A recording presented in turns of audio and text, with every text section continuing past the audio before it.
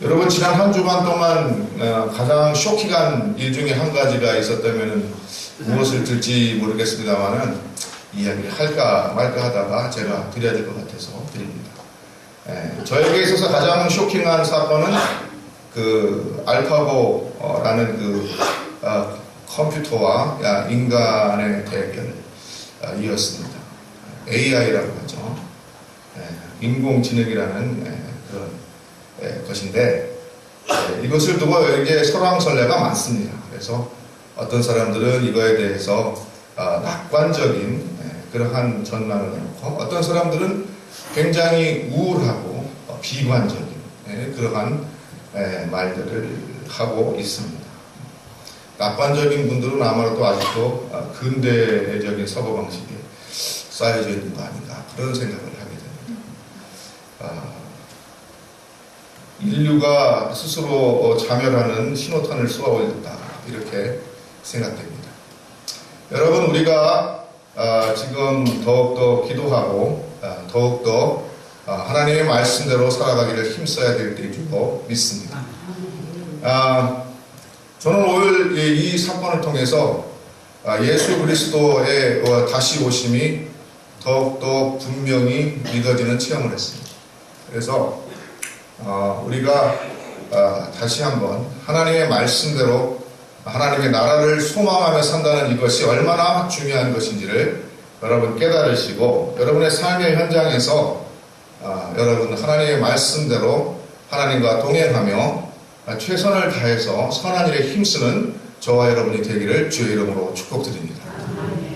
제가 수요일날 강해를 쭉 하면서 그런 말씀을 드렸어요. IoT 아시죠? Things of Internet of Things. IoT에 대한 말씀도 드렸고 이렇게 쭉 말씀드렸는데 지금 세상이 돌아가는 것을 보면은 점점 더 어떻게 된다고요? 개인화되고 조각화되고 파편화되고 있습니다. 그래서 여러분 그 SNS가 사람들을 좀 더 다 연결시켜 주는 것 같아도 사람들을 오히려 분리시키고 있고 그것이 오히려 많은 사람들을 하나의 지배체제 속으로 빨려 들어가게 하는데 유익을 주고 있습니다. 여러분 제가 무슨 말을 하고 있는지 잘 생각해 보시기 바라겠습니다. 그래서 우리는 오직 하나님만 섬기는 그러한 백성이 되시기를 주의 이름으로 권면을 드립니다. 오늘 말씀 통해서 오늘은 저는 그리스도로 족한 마음을 가지라라는 그러한 권면의 말씀을 드리려고 합니다. 오늘 사도 바울이 하는 말씀을 들어보면 먼저 3절, 4절, 5절에 다음과 같이 얘기하는 것을 들을 수 있습니다. 누구든지 다른 교훈을 하며 바른 말, 곧 우리 주 예수 그리스도의 말씀과 경건에 관한 교훈을 따르지 아니하면 그는 교만하여 아무것도 알지 못하고 변론과 언쟁을 좋아하는 자니 이로써 투기와 분쟁과 비방과 악한 생각이 나며 마음이 부패하여지고 진리를 잃어버려 경건을 이의의 강도로 생각하는 자들의 다툼이 일어나느니라 라고 말하고 있는 것을 볼 수 있습니다. 여러분 사도 바울은 지금 디모데를 향하여서 무엇을 말하고 있는가? 바로 거짓 선지자들, 다른 교훈 따르는 자들을 주의하라 라고 우리에게 경고를 하고 있습니다. 거짓 선지자들, 다른 교훈을 말하는 사람들은 누구인가? 바로 예수 그리스도 외의 다른 교훈 혹은 예수 그리스도의 다른 구원을 주장하는 사람들, 이 사람들이 바로 거짓 교훈을 말하는 사람이고 거짓 선지자인 것을 우리가 알아야 됩니다. 그래서 이러한 거짓 교훈을 말하는 사람들은 이구동성으로 말하기를 예수 그리스도 가지고 무슨 구원이 이룰 수 있겠느냐, 예수 그리스도 가지고는 안 된다라고 말하는 것입니다.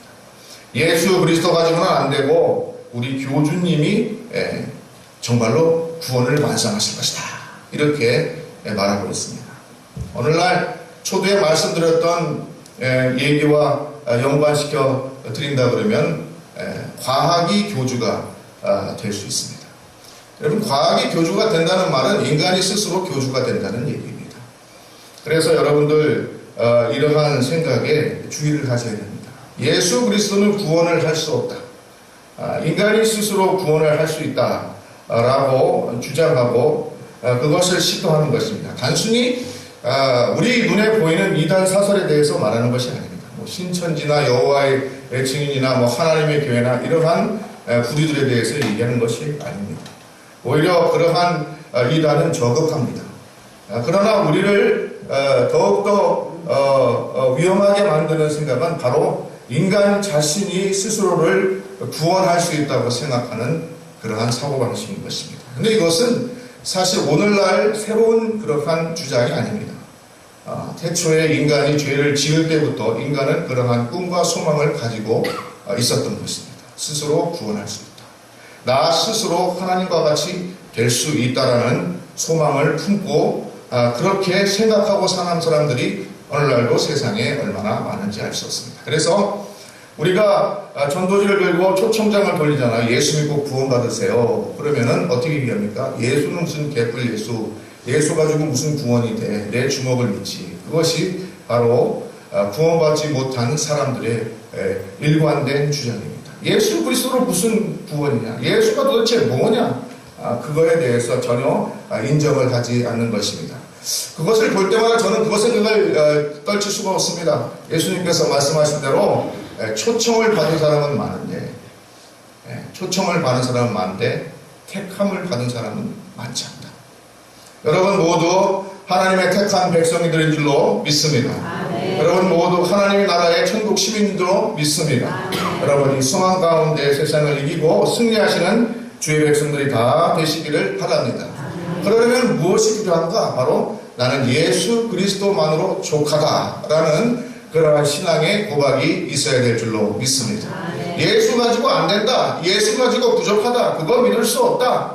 차라리 내 힘을 믿겠다 하는 것, 그것이 바로 우리가 멸망으로 가는 길이요. 오직 예수 그리스도만으로 족하다. 예수 그리스도만 내가 구주로 고백하면 내가 이 생에서도 잘 되고 하나님의 영원한 나라에 소망이 있는 백성이라는 사실을 믿는 그것이 복인 줄로 믿습니다. 그런데 오늘 사도 바울이 말하기를 다른 교훈을 말하는 사람들은 예수 그리스도 가지고는 안 된다라고 말한다는 것입니다. 그래서 예수 그리스도의 말씀과 경건에 대한 교훈을 따르지 아니한다라고 말하고 있는 것입니다. 요한 1서에도 요한이 뭐라고 말합니까? 예수 그리스도를 시인하지 않는 영마다 모두 악한 영이다라고 그렇게 말하고 있는 것입니다. 예수 그리스도를 믿지 않는 것은, 예수 그리스도를 인정하지 않는 것은 단지 내가 예수 그리스도를 믿지 않는 그런 비신앙인의 자리에 있는 것이 아니라 바로 하나님을 대적하는 일이라는 사실을 깨달아야 할 줄로 믿습니다. 믿지 않으면 이걸 깨닫지 못합니다. 여러분 모두가 이것을 먼저 깨닫고 구원받은 자로서 할 일이 무엇입니까? 나아가서 그리스도의 복음을 증거해야 된다는 사실을 여러분 다시 한번 말씀드리는 것입니다. 우리는 오직 예수 그리스도로 족한 성도들 되시기를 주의 이름으로 축복드립니다. 이것저것 기웃거리지 말고 오직 예수 안에 생명이 있고 예수 안에 구원이 있다는 사실을 여러분 믿으시기를 주의 이름으로 축복드립니다. 이것이 믿어지는 분들에게 복이 있는 줄로 믿습니다. 그런데 사도 바울은 오늘 뭐라고 말하느냐? 예수 그리스도 갖고 안 된다. 그거 가지고 부족하다. 거기에 무엇이 구원이 있겠는가라고 말하는 사람들은 꼭 다른 데를 기웃거린다. 이렇게 말하고 있습니다. 다른 데를 기웃거리는 분들은 어떤 분들인가? 사도 바울은 오늘 5절, 4절에서 그들은 교만한 사람들이다. 이렇게 단적으로 얘기하고 있습니다. 4절을 잠깐 보시겠습니다. 그는 교만하여 아무것도 알지 못하고 변론과 언쟁을 좋아하는 자이다. 예수 그리스도 가지고 구원이 이룰 수 없다고 생각하는 사람들은 교만한 사람들이다 라고 말하는 것입니다. 이 교만하다는 말에는 두 가지 동사가 걸려 있습니다. 하나는 안다라는 말이고 하나는 무언가 병적으로 추구한다라는 말입니다. 앞에 안다라는 말은 알지 못하고라는 말에서 나오고 변론과 언쟁을 좋아한다라고 하는 이 좋아한다는 말은 무엇인가를 병적으로 추구한다라는 원어적인 의미가 있습니다. 그러면 교만한 사람들은 뭘 할까요? 사도 바울은 말하기를 아무것도 모른다라고 이렇게 말합니다. 한마디로 말해서 헛똑똑이다 그렇게 말합니다. 자기가 다 아는 것 같아도 실상 아무것도 인생에 대해서 아는 것이 없다. 그 사람들이 바로 교만한 사람들의 특징이다. 이렇게 말하고 있는 것입니다. 교만한 사람들은 아무도 모르는 것입니다. 사실 사람이 많이 아는 것 같아도 사실 한 치 앞도 모르는 것이 사람인 것입니다. 바로 다음 순간에 어떤 일이 벌어질지 모르는 그러한 인간의 그 연약한 모습, 그것을 알지 못하는 것이 바로 교만한 사람들의 특징입니다. 그래서 자기 스스로 모든 것을 할 수 있다. 나 스스로 나의 문제를 해결할 수 있고 나는 스스로 나를 구원할 수 있다라고 지금도 믿고 있는 것입니다. 그것이 바로 교만한 사람들의 특징이고 그것은 바로 어리석은 사람들이라는 사실을 성경은 오늘 우리에게 말하고 있습니다. 또 한 가지 교만한 사람은 어떤 사람이냐? 환자입니다. 병적으로 무언가를 구하는 사람들입니다. 사도 바울은 그것을 두 가지로 말하는데 하나는 변론, 또 하나는 언쟁이다 이렇게 말하고 있습니다. 변론은 원어로 뭐냐 하면은 질문한다라는 뜻이 있습니다. 질문한다. 교만한 사람들은 질문하기를 좋아한다 이겁니다. 질문한다는 것은 사실 나쁜 말이 아니에요. 질문을 해야지 사람이 발전을 하잖아요. 질문을 해야지 학생이 공부도 하고 배우기도 하고 새로운 것을 알기도 하는 거잖아요. 그래서 질문하는 게 뭐가 문제냐 이렇게 생각할 수 있습니다. 전에도 말씀드렸지만 유대인 어머니들은 아이들이 학교에서 돌아오면은 뭘 질문한다 그랬어요? 예? 우리나라 부모님들이 야 오늘 뭐 배웠어? 이거를 질문하는데 유대인 부모님들은 야 너 오늘 학교 가서 무슨 질문을 했니? 라고 묻는다고 합니다. 그만큼 질문한다는 게 중요하다는 거예요. 뭐 배운 게 중요한 게 아니고 네 속에 어떤 질문이 있냐, 어떤 의문이 있느냐, 어떠한 것이 궁금하냐, 그것이 중요하기 때문에 그렇게 물어본다는 거예요. 그래서 질문한다는 것은 나쁜 것이 아니죠. 그런데 여기에서 사도 바울이 질문하는 걸 병적으로 구한다 할 때 이 질문은 부정적인 의미로 쓰였어요. 뭐냐? 바로 질문은 내가 모르는 게 많아서 알고 싶다는 궁금증 때문에 질문하는 것이 아니라 내가 너를 믿을 수 없다. 내가 너를 의심한다. 그래서 질문한다라는 의미로 쓰이는 것입니다. 그래서 이 질문은 쉽게 말해서 질문을 위한 질문. 내가 어떠한 것을 모르기 때문에 알고 싶어서 하는 질문이 아니라 상대방을 내가 의심하기 때문에 믿지 않기 때문에 그 사람을 쓰러뜨리고 넘어뜨리기 위한 질문, 그 질문을 하기를 즐겨한다. 그런 얘기입니다. 이러한 질문은 백해무익합니다. 질문을 위한 질문은 쓸데없는 것입니다. 그런데 교만한 사람들은 이러한 질문을 쏟아내는 것입니다. 왜 그렇겠습니까? 자기보다 다 못한 사람들이잖아요. 교만한 사람은 자기가 최고 높은 사람이잖아요. 그렇기 때문에 다른 사람들은 다 못 믿는 것입니다. 그러므로 질문을 하는데 그 질문을 통해서 상대방을 거꾸러뜨리고 엎어뜨리기 위해서 질문을 한다 이것입니다. 그래서 이 말은 언쟁이란 말과 일맥상통합니다. 언쟁이란 말을 원어로 살펴보니까 무슨 뜻이냐 하니까 말꼬리를 잡는다라는 의미가 있습니다. 말꼬리를 잡는다. 여러분 말꼬리를 잡는다는 말은 상당히 부정적인 말 아니겠습니까? 쓸데없이 말꼬리를 잡으면 어떤 일이 벌어집니까? 어떤 일이 벌어지죠? 싸움이 벌어집니다. 제가 집에서 말꼬리를 잘 잡습니다. 집에서 말꼬리를 참 잘 잡아요. 그래서 말꼬리를 잡다가 제가 많이 혼납니다. 왜 이렇게 말꼬리를 잡나? 말꼬리를 잡아서 인간관계가 좋아지는 게 하나도 없어요. 오히려 기분만 상하고 나빠집니다. 근데 왜 말꼬리를 잡기를 좋아해서 어떤 사람들인지 아십니까? 교만한 사람들입니다. 결국 제가 교만하다는 얘기예요. 저도 상당히 교만합니다. 그렇잖아요? 그게 인정 안 하십니까? 겉으로 보기에 제가 교만한 조건을 갖춰서네요. 그래서 제가요, 교만해요. 교만해가지고 말꼬리 잡는 걸 좋아해요. 그래가지고 말꼬리 잡아놓고 상대방이 화를 내면 그것도 좋다고 그럽니다. 재밌어. 이게 참 나쁘잖아요. 여러분 저를 위해서 기도해 주시기 바랍니다. 목사님 제발 좀 겸손하게 해주십시오. 말꼬리 잡지 말게 해주십시오. 여러분 말꼬리 잡는다는 의미예요. 언쟁. 그래서 여기서 이 질문과 언쟁, 말꼬리를 잡는다는 말은 교만한 사람들의 특징이에요. 교만한 사람들은 배우려는 마음이 없는 거예요. 교만한 사람들은 내가 좀 무언가 저 사람한테 배우겠다는 의미에서 질문하거나 말꼬리를 잡는 게 아니라 내가 너보다 무조건 낫단 말이에요. 그렇기 때문에 내가 니까짓 것 하는 말을 내가 믿을 수 없단 말이에요. 그렇기 때문에 이상한 질문해가지고 사람을 부끄럽게 만들고 계속 말꼬리 잡아가지고 너는 나보다 열등하다. 그걸 갖다 확인시켜주려고 하는 거예요. 이게 교만한 사람들입니다. 그래서 사도 바울이 그렇게 말하는 거예요. 예수 그리스도로 족한 줄 아는 사람은 겸손하고 지혜롭고 정말로 사랑하는 사람이 되는데, 예수 그리스도 갖고 안 된다는 사람들은 특징이 뭐냐? 교만인데, 그 교만한 사람들은 뭐를 일삼느냐? 아무것도 아는 거 없으면서 사실은, 그러면서도 불구하고 다른 사람에 대해서 자꾸 질문을 위한 주문하고 말꼬리 잡아서 다른 사람을 누리려고 하고 이기려고 하고 한다는 것입니다. 어리석은 것입니다. 여러분, 이런 어리석은 사람 되지 말고 지혜로운 사람 되시기를 주의 이름으로 축복드립니다. 지혜로운 사람은 하나님의 말씀을 잘 듣는 사람입니다. 내가 너무 모르는 게 많고 너무 부족한 게 많아서 하나님 내게 도움을 주시기를 간구하는 사람입니다.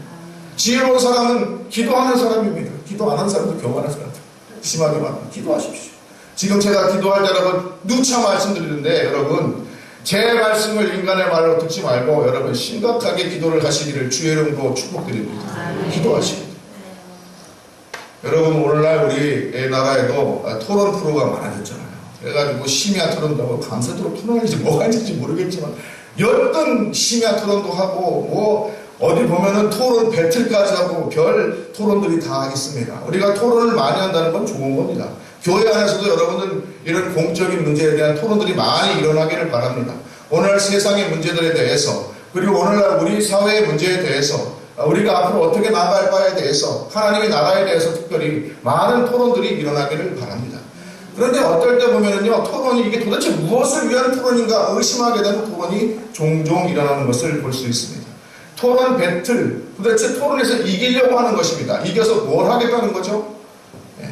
여러분, 지난번에 제가 소개시켜드린 어떻게 원하는 것을 얻는가라는 책에서 저자는 뭐라고 말합니까? 어떤 분쟁의 내용보다도 관계를 풀어나가는 것이 이 분쟁을 해소하는데 더 큰 유익이 있다라고 우리에게 말하고 있습니다. 근데 사람들은요, 어리석은 사람들, 특별히 남자들은요, 무언가 문제 내용 중심으로 해결하려고 노력하는 것입니다. 그렇게 해서는 해결이 나지 않습니다. 내 속에 숨어있는 감정의 이 상처, 이거는 그 내용이 해소되었다고 해소되는 것이 아니다는 것입니다. 여성들이 이걸 잘 알고 있어요. 그래가지고요, 지금 농담 반 진담 반으로 미국에 있을 때요, 미국에 있을 때 기숙사에서 이렇게 쉬고 있는데 밖에 이렇게 남자 여자 싸우는 소리가 나더라고요. 보니까 미국 애들이에요. 미국 애들인데 우리 가족은 알아요. 무슨 일인지. 미국 애들인데 여자가 막 화가 난 거예요. 여자가 막 화가 났어. 그래서 막 화를 내는 거예요. 남자가 뭐를 필요하십니까? What's the problem? 뭐가 문제야? 우리 말하면 그거예요. 그래서 우리가 그때 느낀 게 이겁니다. 동양 사람, 서양 사람, 하얀 사람, 노란 사람, 까만 사람 할 것 없이 남자들의 문제는 저거다. 여자한테 여자가 화나면은 뭐가 문제야? 라고 말하는 저것이 문제로구나. 그렇게 말하고 있습니다. 여자들은 그게 알잖아요. 문제되는 내용보다도 오히려 관계가 문제고 감정이 문제인데 남자들은 꼭 어떠한 내용을 해결해 줘야 된다고 생각한다는 것입니다.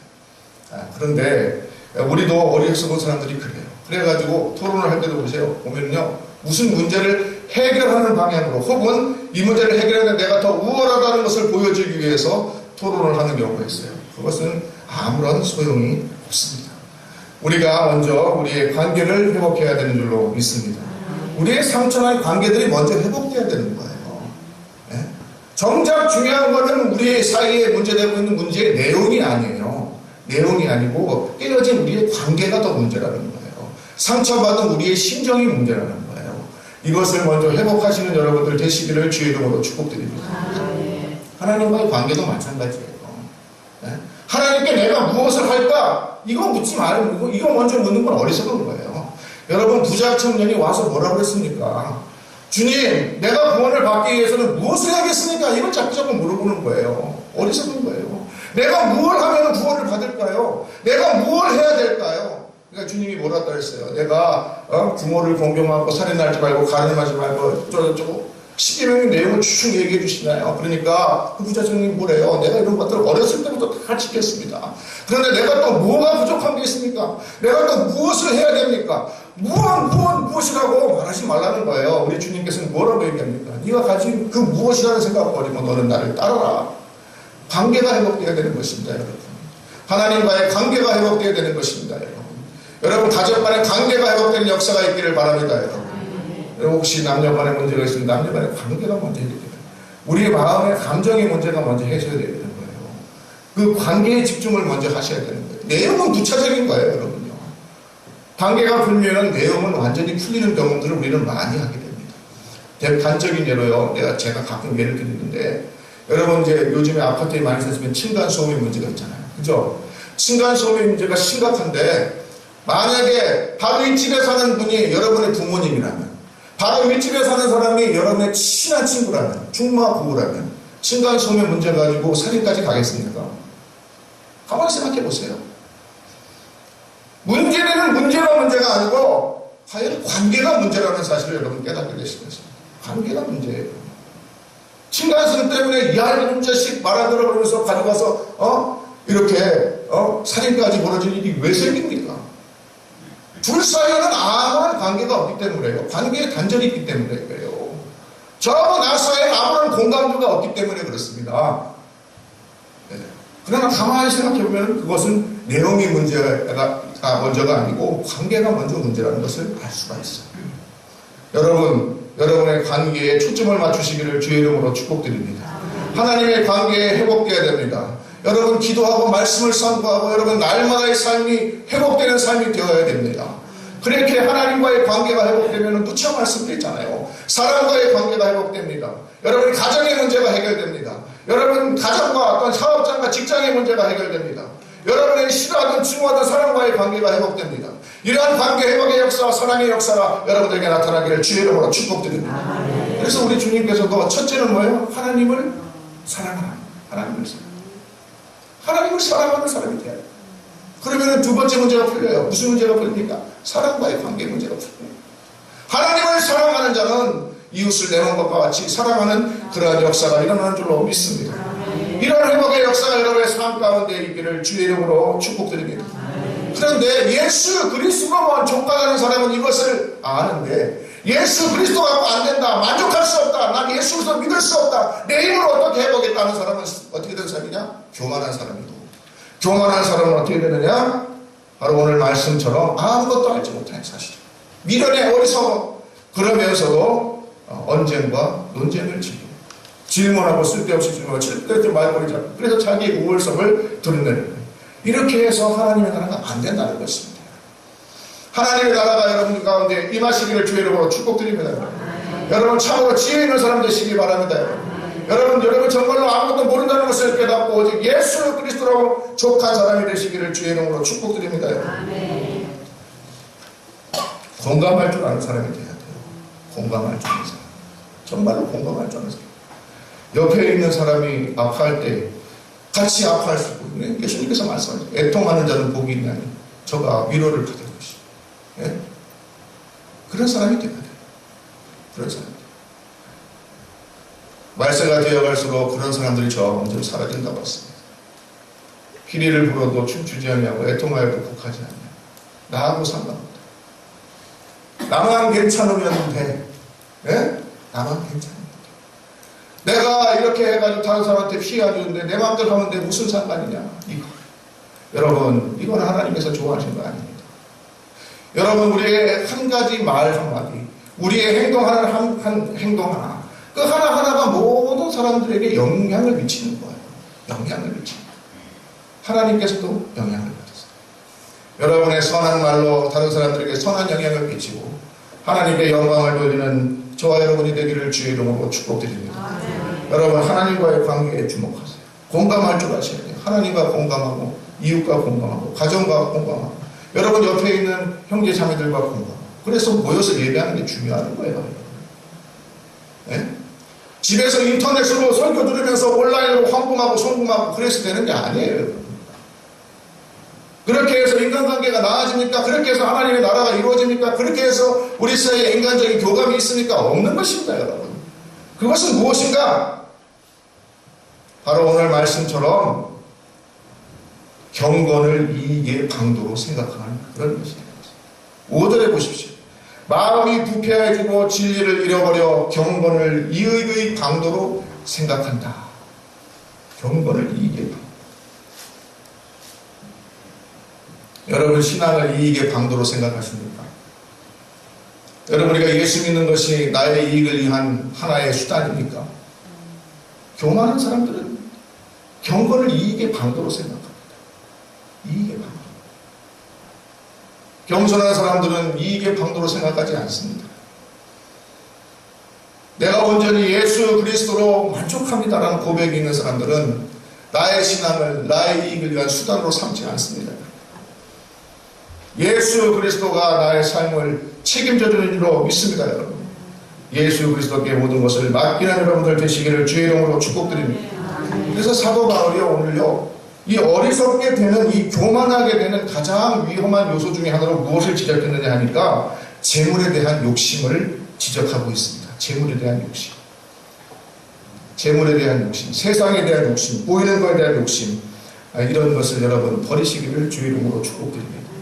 부자 청년에게 우리 주님께서 말씀하신 것처럼 네 재물 다 가난한 자들에게 나눠주고 너는 나를 따라라. 이 말씀에 여러분 주목하시기를 주의 이름으로 축복드립니다. 여러분 재물이 여러분을 구원하지 못합니다. 세상이 여러분을 구원하지 못합니다. 과학이 여러분을 구원하지 못합니다. 내가 나를 구원하지 못하는 것입니다. 여러분. 오직 예수 그리스도만이 구원의 이름을 일로 믿습니다. 이러한 고백들이 여러분들에게 있기를 바랍니다. 재물에 눈이 어두운 사람은 교만해집니다. 그래서 잘못된 길로 가는 거예요. 세상에 여러분 소망이 있는 줄 알고 그쪽으로만 가는 거예요. 그게 다인 줄 알고 그쪽으로만 가는 거예요. 우리는 예수 그리스도만을 쫓아가는 저와 여러분이 되기를 주의 이름으로 축복드립니다.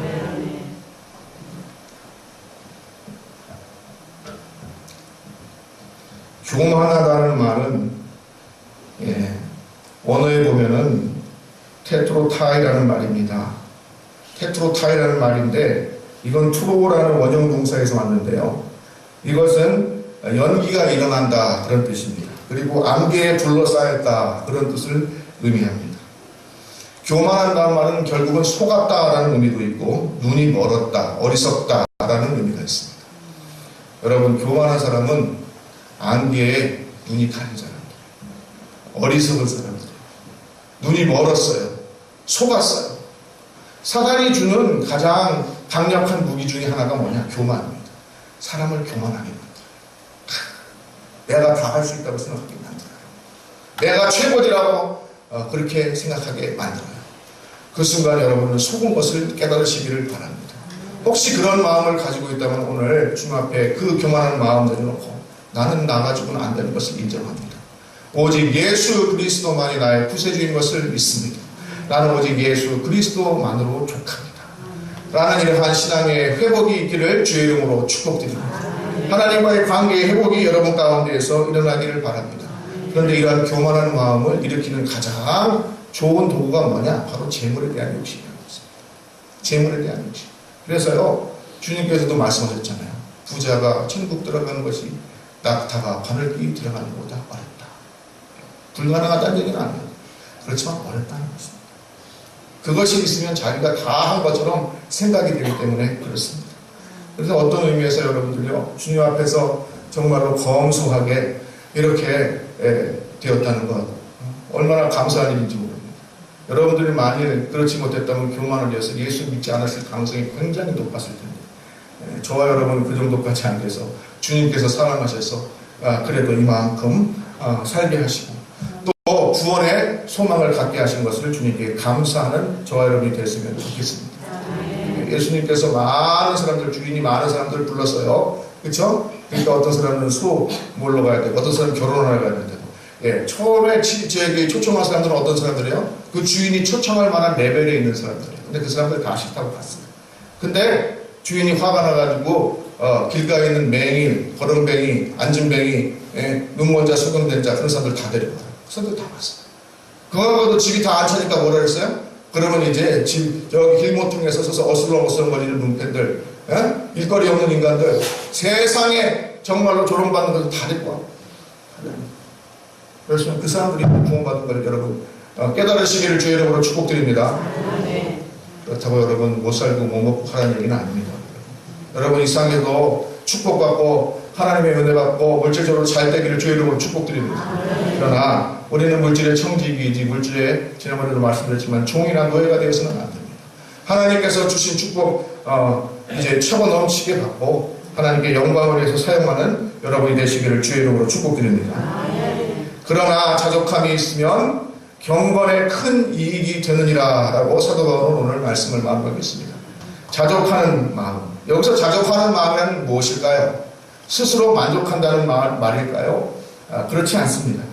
빌립보서 4장 11절에 보면 사도 바울이 자족하기를 배웠다라는 말을 하는 것을 여러분 볼 수 있습니다. 나는 부한대로 처한 적이 있고 아주 부자로 잘 산 적도 있고 비난대로 자존감 지질이 못 산 적도 있고 이렇게 다 경험해 봤는데 거기서 내가 배운 게 뭐냐? 자족함이다라는 것입니다.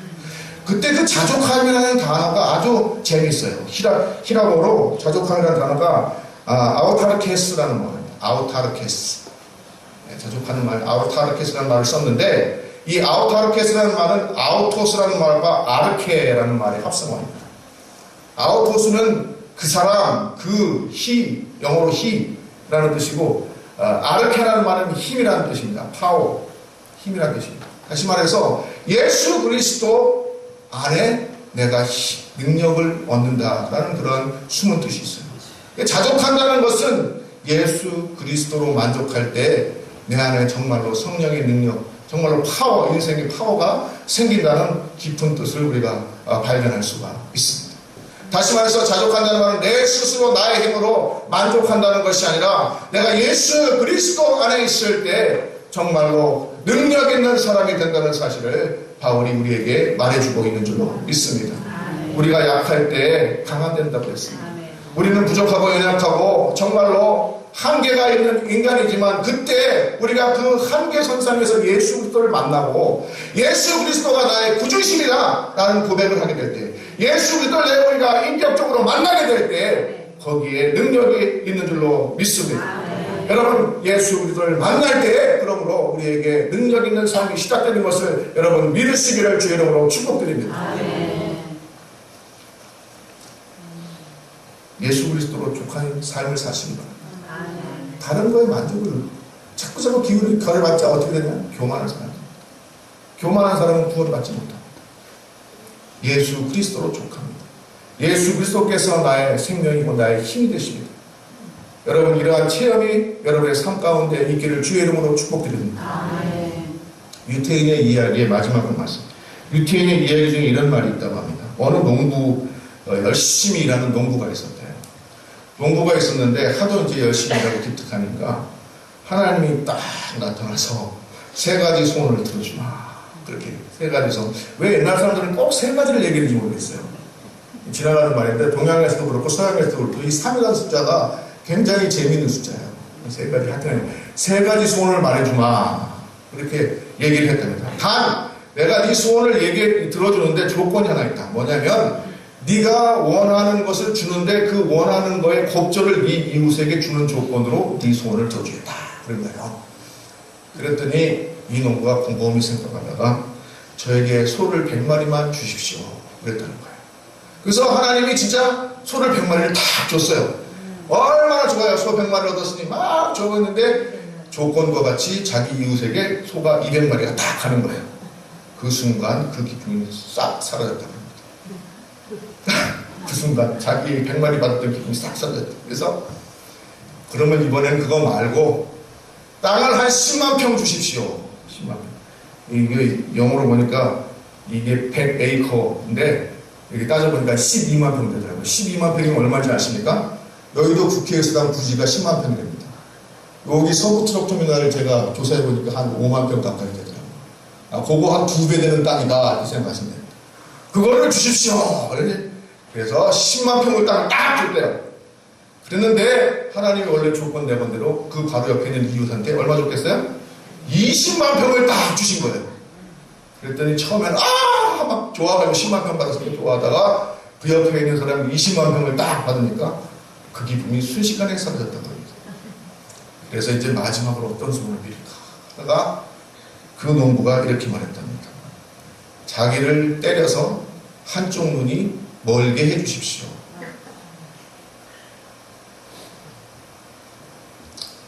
그 소원을 듣고 하나님 어땠을까요? 그 소원을 듣고 하나님이 울었다고 합니다. 여러분, 세상의 재물에 눈이 멀지 마시고 여러분의 재물을 받은 청지기로 그걸 잘 사용하시는 복된 주의 백성들 되시기를 주의 이름으로 축복드립니다. 교만하고 어리석은 자 되어서 멸망의 길로 가는 것이 아니라 우리는 예수 그리스도 안에 족한 줄 알고 예수 그리스도 안에 있으면 새 힘이 생깁니다. 능력받아서 경건에 이르는 하나님의 나라에 이르는 그러한 복된 주의 백성들 다 되시기를 주의 이름으로 축복합니다. 기도드리겠습니다. 사랑과 은혜가 풍성하신 아버지 하나님, 우리가 예수 그리스도만으로 족한 성도들 되기를 바랍니다. 세상의 재물, 세상에 썩어질 물질에 눈이 어두워져서 교만하고 어리석은 자 되지 말고 오직 예수 그리스도 안에 생명이 있고 예수 그리스도로 족합니다. 예수 그리스도만 나와 함께 하시면 그곳이 천국이요 하나님의 나라에 소망이 있는 줄로 믿습니다. 예수 그리스도의 관계만 회복되면 나의 모든 인생의 문제도 회복되는 줄로 믿습니다. 나의 모든 가정의 문제, 나의 모든 직장과 사업장의 문제, 나의 인생의 문제가 예수 그리스도만으로 족할 때 있는 줄로 믿습니다. 이 믿음 가지고 승리하게 하여 주옵소서. 예수 그리스도의 이름으로 간절히 기도드렸사옵나이다. 아멘.